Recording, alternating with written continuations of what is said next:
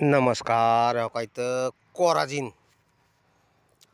कोराजिनचं औषध केलेलं आहे आणि हे असं ढवळून घ्यावं लागतं जरा बघा.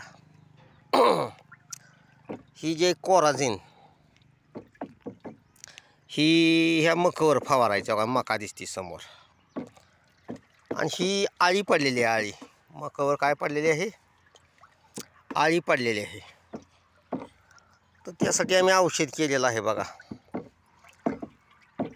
200 लिटर 1 एकर आहे बघा. हे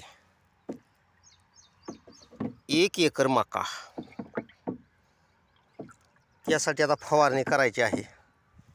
इथं का पंप पण आणलेला आहे आणि काही कोराजिनची बाटली आहे. औषध केलेलं आहे. आता आम्ही काय करणार आहे, त्याची फवारणी करणार आहे. आणि ह्या मकाला ह्याच्या अगोदर बी एक फवारणी केली होती,